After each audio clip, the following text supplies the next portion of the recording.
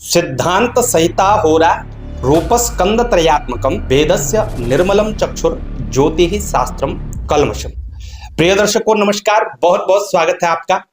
मैं आचार्य पंकज शास्त्री, आप देख रहे हैं ज्योतिष का विशेष कार्यक्रम। और ज्योतिष के विशेष कार्यक्रम में आज हम चर्चा करेंगे 9वें संस्कार की, यानी कर्णवेदन संस्कार की। इस संस्कार में कर्णवेद व नासिका छेदन हम करवाते हैं। बालिकाओं का नासिका छेदन भी किया जाता है। और कर्णवेद सनातन संस्कृति के अनुसार बालकों का भी करना चाहिए। और अब वैसे भी बहुत सारे लोग शौक से तो करते ही हैं, अधेड़ उम्र में लोग करवाते हैं। जब शौक से करवाना है तो क्यों ना उसको सनातन संस्कृति के अनुसार करें। वो हमारे पास पहले से अवेलेबल है। 16 संस्कार है और इस सीरीज में भी हमने बहुत सारे संस्कारों की चर्चा की, जिनमें से मुंडन संस्कार, अन्नप्राशन संस्कार, कर्णवेद संस्कार, विवाह संस्कार, अब आगे आएगा विद्यारंभ संस्कार।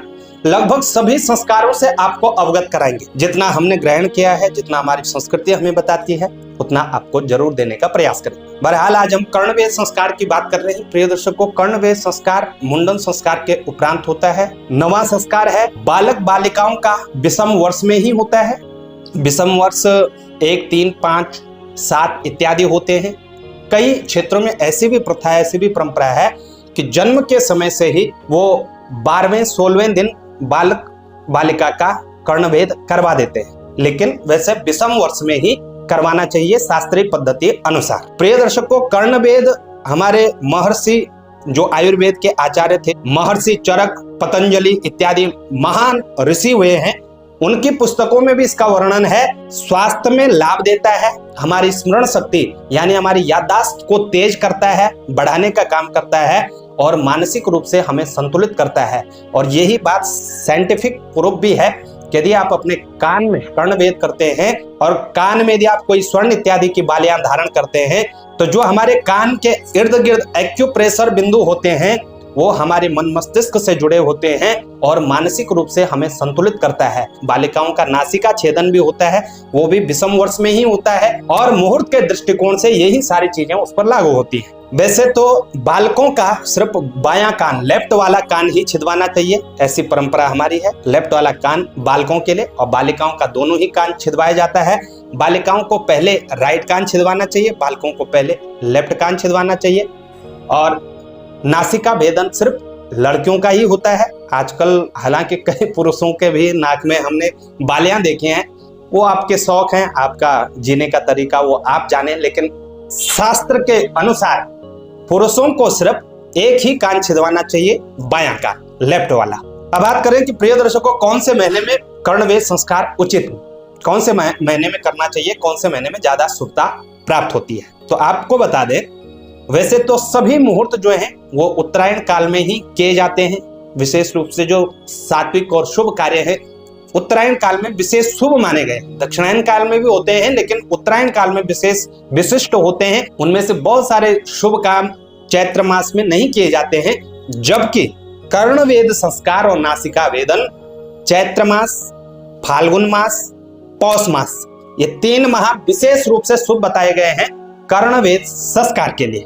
प्रिय दर्शकों, नक्षत्रों की बात करें, नक्षत्र 27 होते हैं ज्योतिष शास्त्र के अनुसार, और 27 के 27 नक्षत्र हर कार्य के लिए शुभ नहीं होते हैं। वैसे ही कर्णवेद के लिए भी कुछ चुनिंदा नक्षत्र हैं जो इस प्रकार हैं: अश्विनी, मृगशिरा, आर्द्रा, पुनर्वसु, पुष्य, हस्त, चित्रा, अनुराधा, अभिजित, श्रवण, धनिष्ठा, रेवती और तीनों जो है उत्तरा, चाहे वो उत्तरा फाल्गुनी हो, उत्तरा भाद्रपद हो, उत्तरा साढ़ा हो, तीनों उत्तरा भी आप ग्रहण कर सकते हैं और इन नक्षत्रों में आप कर्णवेद संस्कार करवा सकते हैं। शुक्ल पक्ष और कृष्ण पक्ष दोनों ही पक्षों की विशेषता बताई। शुक्ल पक्ष में यदि आपको मुहूर्त प्राप्त हो रहा हो तो शुक्ल पक्ष की विशेषता अधिक होती है। इन सब बातों का ध्यान रखते हुए कर्णवेद संस्कार करवाना चाहिए। इसके अतिरिक्त प्रिय दर्शकों, इस बात का विशेष ध्यान रखिएगा, नाम राशि के अकॉर्डिंग, जन्म राशि के अनुसार, अपने नक्षत्र के अनुसार भी विश्लेषण करवाकर चंद्रमा की स्थिति को देख करके ही आपको किसी भी प्रकार का कोई मुहूर्त अपने लिए स्वयं के लिए ग्रहण करना चाहिए। यहाँ पर हम तारीखें तो बताएंगे, लेकिन वो तारीखें हर राशि के जातकों के लिए शुभ हो ये आवश्यक नहीं है। तो इस बात का ध्यान रखिएगा। यदि आप अपने लिए व्यक्तिगत तिथि का चुनाव कर रहे हैं तो अपने क्षेत्र में अपने निकटस्थ किसी भी सुयोग्य ज्योतिषी द्वारा आप परामर्श ले सकते हैं। हमसे भी आप परामर्श ले सकते हैं। कोई भी संस्कार आप अपने लिए कोई व्यक्तिगत मुहूर्त ले रहे हैं तो उसका विश्लेषण अवश्य करवा लीजिएगा। इसके साथ यदि गुरु अस्त हो, शुक्र अस्त हो, अधिक मास हो, मलमास, क्षय मास हो तो उसमें भी कर्णवेद संस्कार नहीं करना चाहिए। इस वर्ष अधिक मास रहेगा जो कि 17 मई 2026 से लेकर के 15 जून 2026 तक रहेगा। 16 जुलाई 2026 से लेकर के 9 अगस्त तक देवगुरु बृहस्पति अस्त स्थिति में रहेंगे। शुक्रदेव जनवरी में ही अस्त स्थिति में है तो जनवरी के माह में आपको कोई मुहूर्त प्राप्त नहीं होगा। वैसे शुक्रदेव आगे अक्टूबर में भी अस्त हो रहे हैं। 12 अक्टूबर से लेकर के 28 अक्टूबर तक शुक्रदेव अस्त स्थिति में रहेंगे। अब बात करते हैं कि इस वर्ष कितनी तारीखें आपको प्राप्त होने वाली हैं। तो प्रिय दर्शकों, आपको बता दें, जनवरी के माह में इस वर्ष कोई भी शुभ मुहूर्त नहीं होगा। जनवरी के माह में शुक्रदेव अस्त स्थिति में रहेंगे। 3 फरवरी के पश्चात आपको कोई शुभ मुहूर्त प्राप्त होने वाला है। तो फरवरी के माह में 2 मुहूर्त हैं, 6 फरवरी 2025, 18 फरवरी 2025 और आवश्यक स्थिति हो तो 21 फरवरी में भी कुछ समय के लिए आप कर्णवेदन संस्कार करवा सकते हैं, लेकिन शनिवार का दोष भी इसके साथ रहेगा। मार्च के माह में बहुत सारी तिथियां आपको प्राप्त होंगी। 9 मार्च, 11 मार्च, 20 मार्च, 23 मार्च, 25 मार्च 2026, यानी आपको 5 मुहूर्त प्राप्त हो जाते हैं। अप्रैल की बात करें तो 19, 23, 24 और 30 अप्रैल 2026 ये मुहूर्त शुभ रहेंगे कर्णवेद के लिए भी और नासिका वेदन के लिए। मई की बात करें तो प्रिय दर्शकों 4 मई 2026 और 8 मई 2026 शुभ मुहूर्त रहेंगे। चूंकि 17 मई से लेकर के 15 जून 2026 तक ज्येष्ठ अधिक मास रहेगा, इसलिए इस बीच में कोई भी शुभ मुहूर्त नहीं होंगे।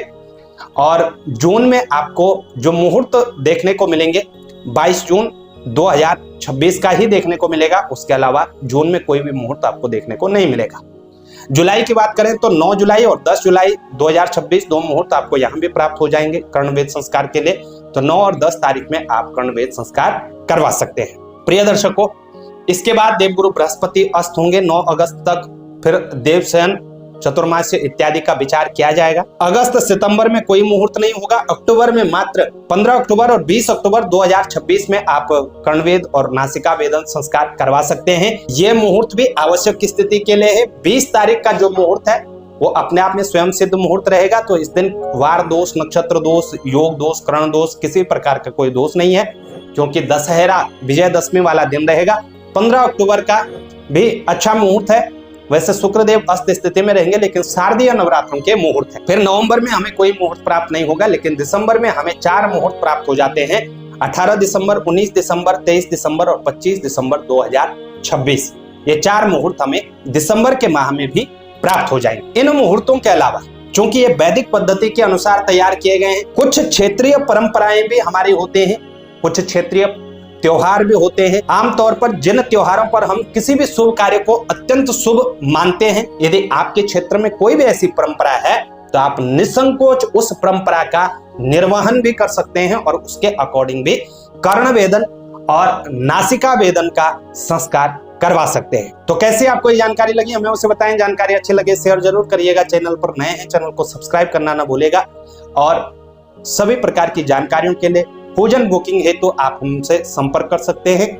हमारी वेबसाइट पर विजिट करें www.astroprakalp.com या इन नंबरों पर आप व्हाट्सएप कर सकते हैं। आज के लिए इतना ही, हमें दे इजाजत, तब तक के लिए नमस्कार।